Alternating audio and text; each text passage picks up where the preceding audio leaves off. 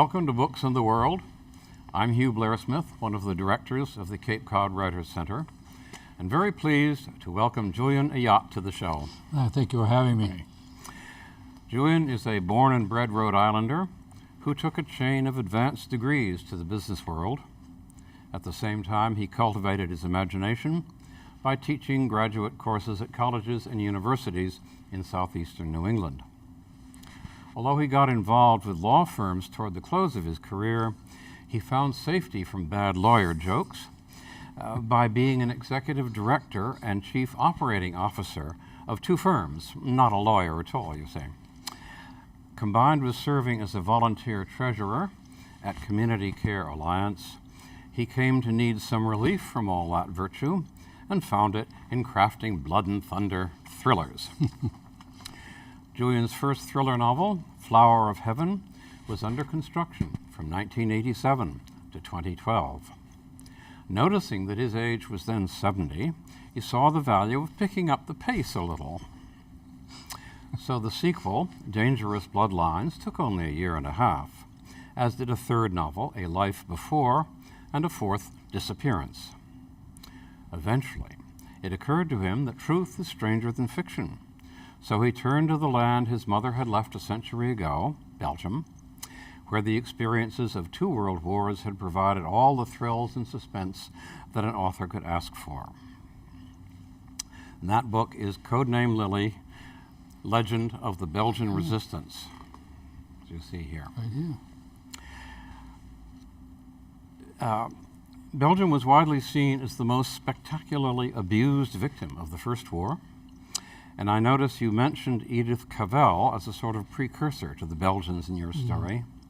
And did you read Fatal Decision by one of our own Writers' Center authors, Terry Arthur? I actually did not. I had heard about Edith Cavell from reading about Andre de Jong, who was the founder of the Comet Line, the escape line that we're talking about in Belgium. She aspired as a young girl to follow the footsteps of Edith Cavell, who had been a nurse in the First World War and had given her life by trying to get some prisoners to escape from the Germans. Here's the quick story. Belgium has been oppressed twice in the early part of the 20th century. In the First World War, the Germans came in and occupied Belgium, and they didn't like it. And that lasted until the end of World War I. But how many countries can say that within a period of 25 years, they get invaded again by the same country in World War II in 1940?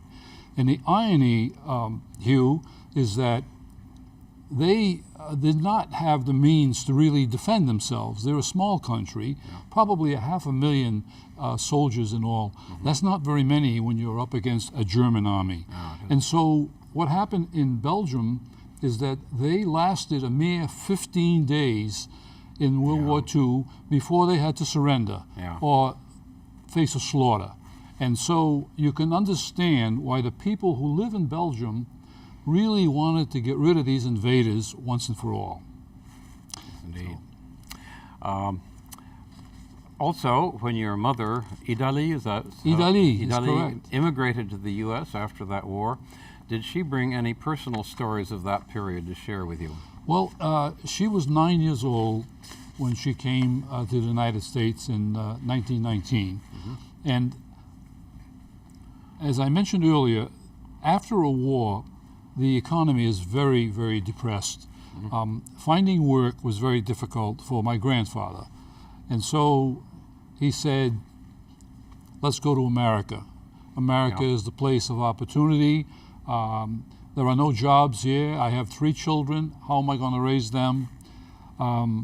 She did not have any personal experiences that she remembers in the war because she was born in 1909 and the war was in 1915 to 1920, so she was just a mere child.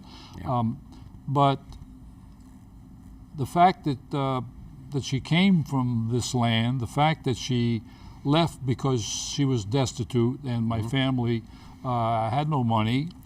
He was a cobbler by trade, and so he did what he could, but back then there was not enough work to support a family of 5 people. Yeah. Right. The Second War made Belgian airspace the unavoidable flyway for Royal Air Force bombers and U.S. Army Air Force bombers, based in Britain, crossing day and night to crush the Nazi arms factories, research estates, and finally many cities. That made Belgium itself an ongoing stage for crashed airplanes and desperately wounded flyers, as the Luftwaffe fighters did what they could to counter the massive Allied fleets. The highly motivated Belgian resistance risked everything to get Allied airmen to safety in Spain. A key chain of resistance fighters and safe houses was called the Comet Line. It was cut to pieces time and again by diabolical Gestapo agents, yet rose from its ashes to resume the good work. Some of the best comets were petite young women who looked like timid teenagers but acted with unlimited courage and daring. Correct. We try to make this show helpful to new authors who are working to decide the shape and size and genre of their books. Julien, you switched from writing thriller fiction to something very close to historical nonfiction. By my interpretation of the dramatis personae listed on page 274, all those people are historical and appear under their true names, if I got that right. 18 good folks and 2 very bad guys. Right. The whole Papineau family must be a fictional device to show us a particular human face, that of a rescued flyer and his family. Would you tell us something about the issues you faced in combining documented history with your created characters? Very difficult. It's very difficult to start historical fiction strictly with the historical part. I needed a lead-in. We are, of course, in the United States, and I have a great deal of American readers. I needed a way to introduce Lily to the world. And if Lily was responsible for saving downed American airmen, taking them from Brussels to France, over the Pyrenees Mountains into Spain and freedom, and many of those were American downed airmen, I somehow had to introduce an American airman. And although there are many, hundreds and hundreds of these in actual life, I did not know the actual story of these individuals, so I created one. I created one who could have easily been the same as any of the airmen that Lily rescued. And I'm very happy I did, because I created a gentleman by the name of Gerard Papineau, who was a gunner on a B-17. And I said, picture yourself as a gunner on a B-17 flying over Belgium to go to a target in Germany. Also, if you are attacked by a flak from artillery on the ground or from German fighters in the air, and you are forced to parachute into a country you know nothing about, and if you do land safely, you don't know where you are and what to expect. You could have an escape kit, but that doesn't tell you where you are in the middle of nowhere. And if it were not for the goodness of these loyal Belgian people who wanted to get rid of the Germans and the Nazis, chances are you would get caught and be sent to a prisoner of war camp. So they would hide you, feed you, clothe you, give you a new identity, and then hopefully put you in contact with someone in the underground and begin your journey to safety. Okay. This brings up another good question. The degree to which Spain was truly neutral, allowing British agents to shelter and forward Allied airmen in defiance of Hitler's desires, that was a surprise to me. Would you comment on that? I sure would. In theory, Spain was supposed to be a neutral country in World War II. In reality, the Germans paid the Spanish nation incredible amounts of money for their support. But because they were deemed a neutral country, the British had an embassy in Madrid, Yeah. which gave them immunity. And so if you could get an escaped airman, a downed airman, into Spain and somehow get him to the British embassy, Yeah. they were home free, because as long as they rode in a British car that was labeled as an ambassador's car or an embassy car, they could drive you all the way down to Gibraltar Yeah. and then jump on a ship and back to London. So, but you could get caught in Spain if you didn't reach the British embassy. Right. And if you got caught, it was dangerous, because it would be determined whether you are an evader or an escapee. And the two are very different. If you are an escapee, then you would be okay. If you were an evader, you were not okay, and you could be taken by the Germans back into France, which was fully occupied by the Germans. Yeah. Right. Okay. You make it very clear that Lily's success was a team effort by resistance workers in Belgium and France Yes. and Spain. Can you tell us something about rescue lines other than Comet? Oh, there are so many rescue lines that I wish I had brought the list. But there was the Pat O'Leary line, the Shelburne line, the KLM line. There were 15 different lines in France, and there were 4 lines in the Netherlands. I picked the Comet line and Lily because Lily was in the Comet line, and that was the most popular used. There were over 1,000 members in the Comet line, and of the 1,000 members, 800 of them were captured. And of the 800 who were captured, 150 were executed, Yeah. and the remainder were either put into concentration camps or labor camps, and lived for another day, including the founder of the Comet line, Andre Didi de Jong, who survived 4 years in a concentration camp, and then went on to lead a very, quiet life outside of escape work. Yes. Okay. And in some ways, pursuing this point, the book's protagonists are the whole team, the founders and all the people in the Comet line. Lily herself plays key parts in 11 chapters and lesser roles in 2 more, just about 1/3 of the 35 chapters. Would it be fair to say that the history part, the history is about the air war and the Comet line, but the more intimate story is about Lily herself and her Allied flyers, and that's why you call it a novel? That's correct. That is absolutely correct.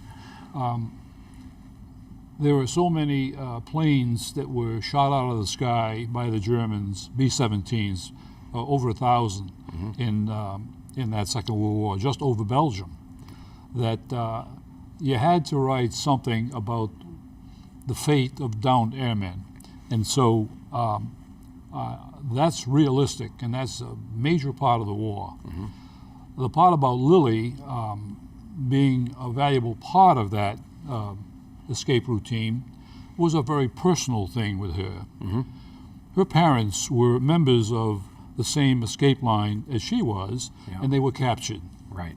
After they were captured, Lily was operating as a nurse in a hospital, and she saw the foolishness of her efforts at that time, and the selfishness, and she said, oh my God, here are my mother and father and my sister are now in a concentration camp, and I may never see them again, and here I am playing the role of a nurse and doing nothing about it. That is the moment when she decided, I have to play my share, and I will become a member of this, not realizing that by becoming a member of the escape network, that she would end up being one of the key leaders, which is exactly what happened. So she was a very strong character, but of course we always look for flaws in our heroes and heroines, and I can think of just one incident that would disturb me if I were her case officer.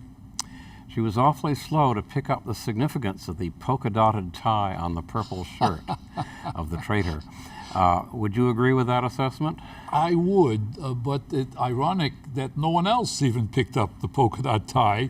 Okay. But she had been told by Dee Dee DeYoung's father, Frederick DeYoung, who was also a member, be careful of people who wear strange clothing in the public, because that may be a tip-off to the Germans as an agent. She initially didn't see that, but subsequently, later on, she realized, I should have noticed this sooner. Yeah. I'm not a deep student of thrillers, but I thought the polka-dotted tie device was somewhat novel, to me anyway. The traitor doesn't have to do anything, it's just that his clothing sends the signal to his colleagues, the people I'm with are the people you want to arrest. Was that sort of thing widely used by the Gestapo and others? Oh, absolutely. There are several incidences where these two villains that you talked about at the beginning, one was Prosper de Zitter, his name, and the other one had multiple names. His real name was Jacques de Soubry, but he went as Jean Masson, and he also went as Pierre Boulin. He was a master of disguises, and he even developed his own escape line called the Jean-Jacques escape line, which was a fake line. And he would take all of these American and British down there men, and he would take them into Paris, go into an apartment. Bingo, the apartment was filled with Germans. And so the infiltration almost ruined the Comet line several times, and thanks to the efforts of Lilly, they were able to salvage it, pick it up, and get it operational again. But it was stopped about maybe a half dozen times, and you almost think they were going to quit at some point and stop and realize that this is not going to continue to work. But no, they did not give up. Yeah. Lily always found a way to. She did. And that's really what made her a leader, made her the leader. She is. She got so many accolades at the end of the war, and she wanted nothing. She wanted to fade into oblivion with her husband and live on a farm in southern France. That's all she wanted to do.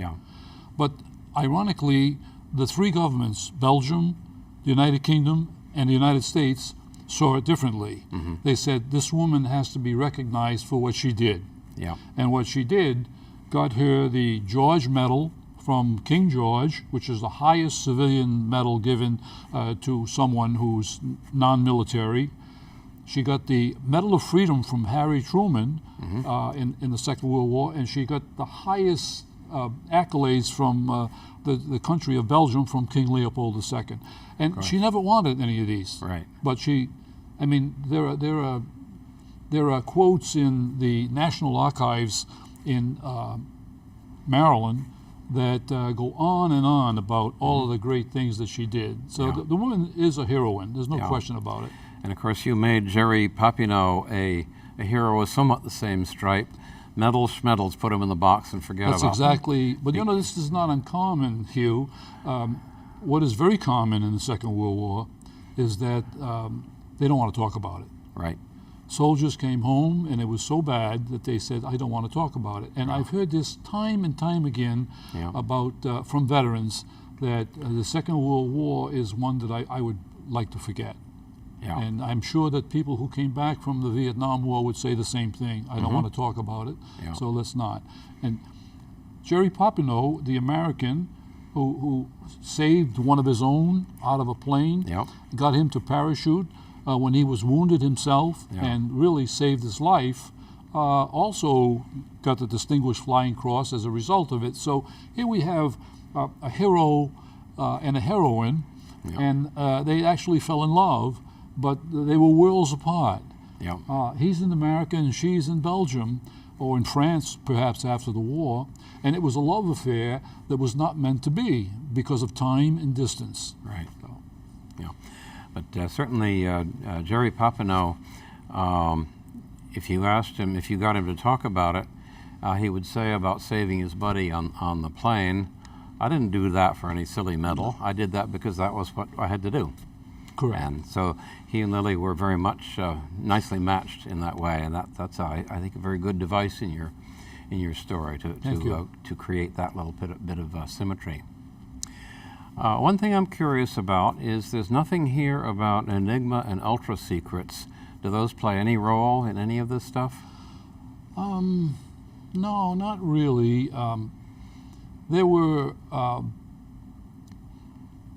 Lily in the Second World War was a very lonely woman because she had to remain alone for fear of an attachment becoming with the wrong person at the wrong time. So to trust someone was not in her vocabulary.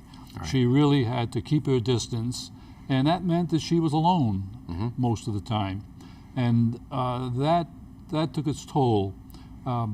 Jerry Papineau, who was basically an only child, was also alone, and he had his comrades on his bomber, his B-17, but when that crashed, he felt more alone than ever before. So they did have something in common, and that was loneliness. They did. The other thing I wondered about is, did any of these lines help people who escaped from stalags? I mean, the Stalag 17 has made such a great movie. Yeah, no. To my knowledge, not so. There were two main prisons in France. One was called Fresnes prison, where they would temporarily keep you while they decided which camp you would go into.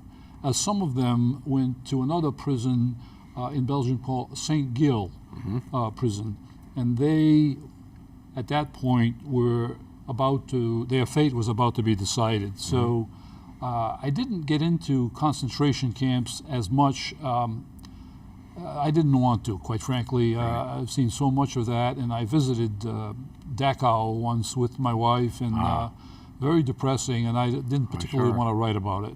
Right. I can certainly imagine that. Now, you bring in another American flyer, Robert Grimes. Was he historical, or is he also... Oh, he's true. He's real. He's the real one. He's real. He's the real Robert Grimes. Correct. I figured he had to be, because with the middle initial of Z, you wouldn't have made that up. Correct. Right. Correct. But why... I'm not quite sure why he gets into the story. What do you have in mind? You can't have a woman like Lily just falling for, say, one person when she is responsible for as many as 250 over a 2-year period. Yeah. So I wanted to add my Jerry Papineau as the fictitious one, but I also wanted to compare that to her relationship with Robert Grimes, which was real, very real. Right. Although her relationship with Gerard Papineau was not real, it could have been. Yes. And that's why I wanted to show that what could have been and what really was meant something in the book. You could decide which one you felt closer to. Yeah. Well, I think there's no question that Jerry Papineau is the kind of good guy that Hollywood would like us to believe that all us Americans were at that time, which of course we weren't. But he's very strong physically and morally, and generally a properly heroic figure. So it's essential, of course, and for his role in this book to be like that. So is much more known about Grimes than you wrote? Not much more. I actually researched Grimes from about maybe 10 different sources. And there isn't much to be said about him after the war, other than when the Comet Line had a reunion with American down people here in the United States after the war, which was in 1974. So that's like 29 years after these people were freed, or the war ended. They had a reunion sponsored by the Air Force Escape and Evader Society, whose motto is, "We will never forget." Sure. And what they did was they had reunions in Detroit, Washington, and New York City. And they were so enamored with what the Comet Line had done that Mayor Beam in New York City gave him the keys to the city, which is that's quite an honor. and it gave him to Lily, who Yeah. was, her real name was Micheline Dumont. Yeah, Michou, yeah. But Robert Grimes was at this reunion, and it was something that Lily was hoping that Jerry Popenoe would be there. Sure. And when she found out he wasn't there, the question was, why not? Why didn't he come? Yeah. Something is wrong. I don't know, but I'm here in the United States. Somehow I have to find out what happened to him. Yeah. And she does. Yes. Now, one thing that is remarkable is that Lily and some other people who were involved in the Comet Line, they survived the war and then lived more or less forever thereafter to Yes. quite old ages. So what doesn't kill you makes you stronger. Is that are we seeing a demonstration of that? I think so. Lily died last November of 2017 at Yeah. the age of 96. Right. Her sister, Andre, Yeah. whose code name in the book was Nadine, Yes. is still alive. Right. And I hope to meet her in October of this year when my family and I go to Brussels Okay. to Good. attend the reunion. Could we just take a moment with the scene in September 2018? Maybe you'd like to read a little bit of the scene in the graveyard where you go to where the Popenoes go to visit Lily's grave. Well, what happened is that Tony, who was Gerard Popenoe's son, Yeah. takes to the grave Yeah. in France, and Yeah, I think we may have to wrap this up a little quicker. a little quicker there. If you can just summarize what's there in a couple Okay, sentences. what happened is that there's an old man at the grave, and the old man is paying homage to Lily. Yes. And he says, you know, my father was rescued by Lily as well as you. And he said, and Lily, my father was in love with Lily. And the old man is sitting there, and he's about 95 years old, and he says, everyone at Yes. that time was in love with Lily. And But so- to so they were. himself, Yeah. he says, but I know that Lily was in love with my father. Yes, indeed. Thank you very much. That's a very good pitch. Enjoyed that. Thank you very much, Right. you. Yeah.